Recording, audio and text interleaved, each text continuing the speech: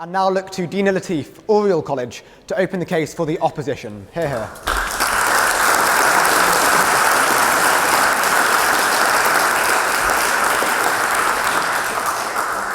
Ladies and gentlemen, I do not hate refugees, and neither does the rest of the opposition. But when I told my friends that I'd be defending Britain's response to the refugee crisis, many were shocked.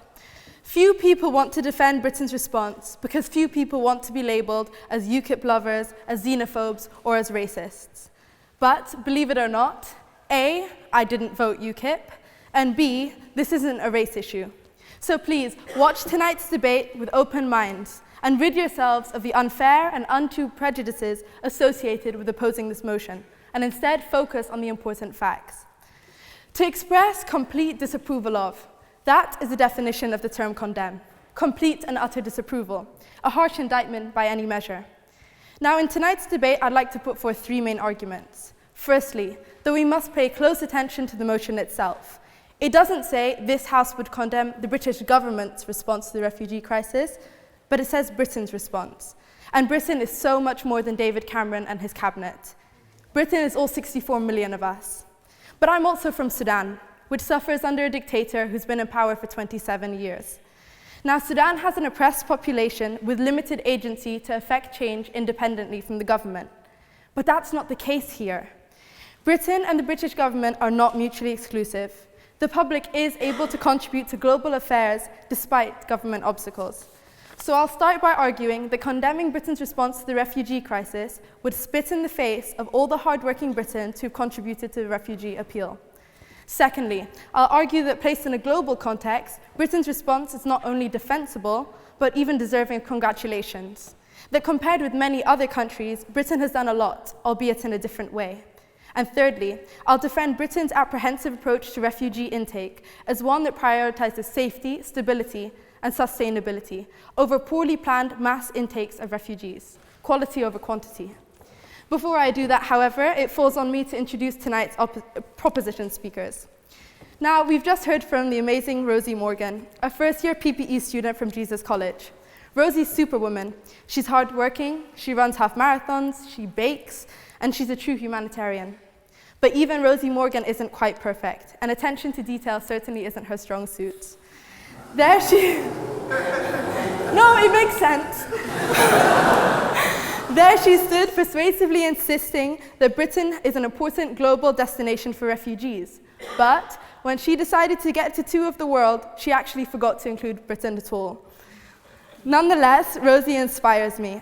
She's one of those people who knows what she wants and she goes for it. She's always wanted to run the UNHCR, for example. Interestingly, I just also learned that Rosie was in Syria shortly before all the commotion kicked off. Am I accusing Rosie Morgan of purposefully provoking the biggest humanitarian crisis of our generation? Well, the girl can multitask. Next, we have Mr. Stephen Hale, the CEO of Refugee Action, a UK charity that provides legal, financial, and practical support for refugees. He's had much experience in the humanitarian world, formerly heading Oxfam's Geneva office, for example, and is a trustee of Friends of the Earth. With all this experience, I very much look forward to hearing from him this evening.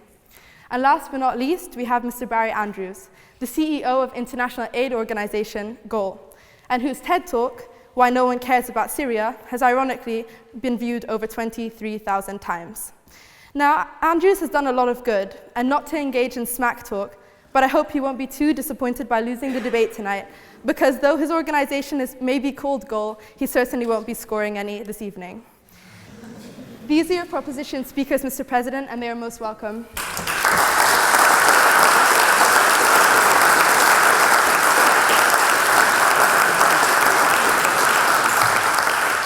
Now, to begin, Britain is so much more than its government, and the public response to the refugee crisis has been admirable. The remaining proposition speakers have argued in the past that the refugee crisis is a test of compassion, but I believe that it is a test that the British people have passed. Andrews asked in his 2014 TED Talk why there'd been no petitions, no fundraising, no demonstrations, but there have since been. In fact, 1.4 million people have signed petitions calling for the UK to let in more refugees. 1.4 million people who don't deserve to be condemned. In fact, a Charities Aid Foundation survey shows that more than 6 million people have donated to a refugee appeal. 10% of Britons have donated food, clothing, or other items. 1.8 million households have been willing to offer a room or space in their homes for refugees. Households you'd be condemning if this motion passes. Hale himself commented that his NGO was truly inspired by the support and compassion demonstrated by the public. And he isn't alone.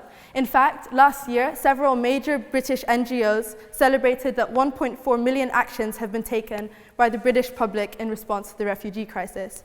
So to condemn Britain would be to say that those actions were worthless and would discourage the global public from trying to overcome governmental obstacles in helping their fellow men. Now, the proposition may paint the British public as an apathetic mass, but were the 1,000 people who gathered here in Oxford on a cold January morning to urge the government to take in more refugees apathetic?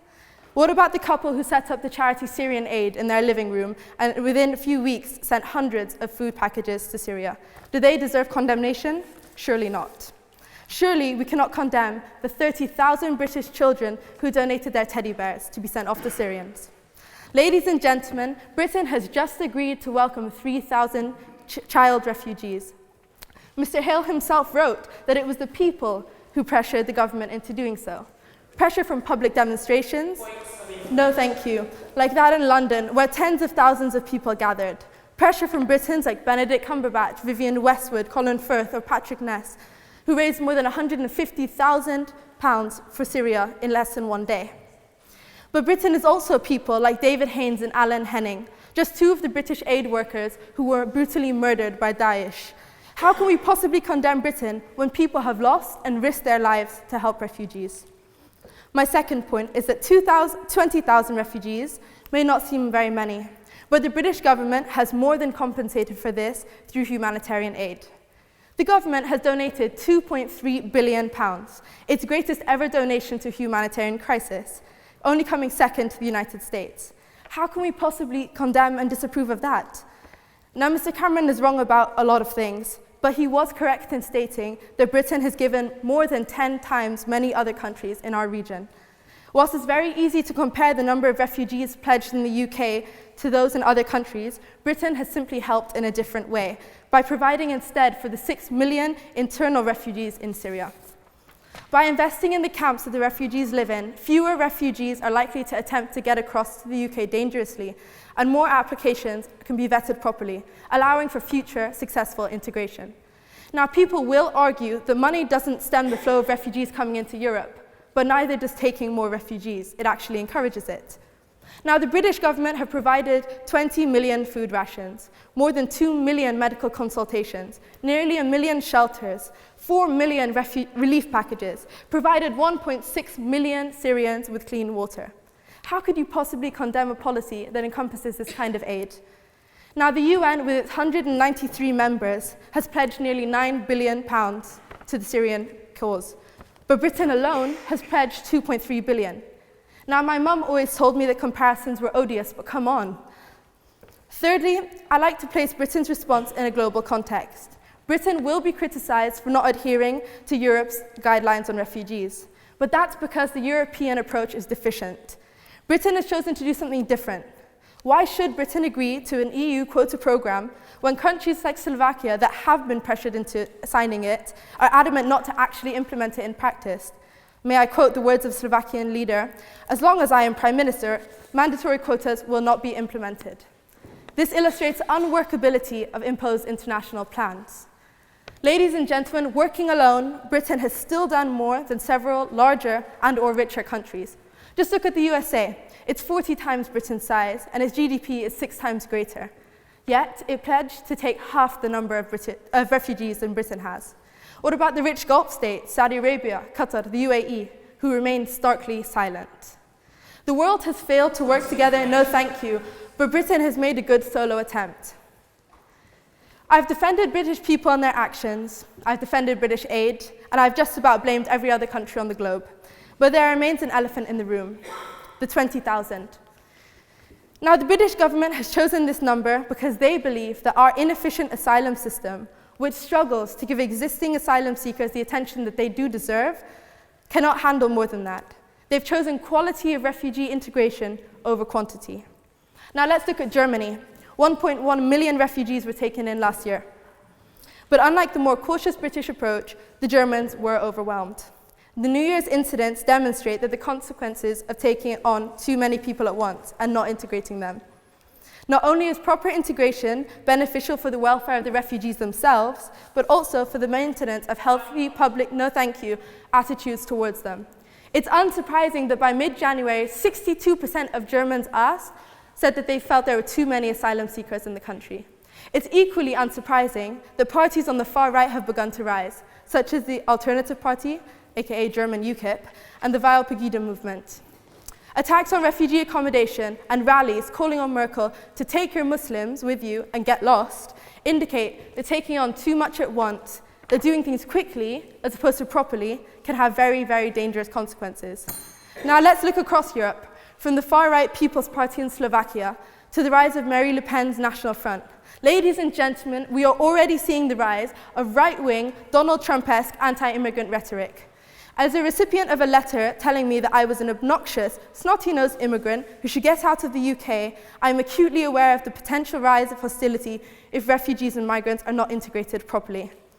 We want to avoid the rise of movements, that would pressure the government to actually reduce its commitment to the refugees. I urge the Chamber to consider the actions of the British public, the masses of British aid sent by the government to Syria, and the importance of doing things right. For these reasons, I urge the Chamber to vote for the opposition. Thank you.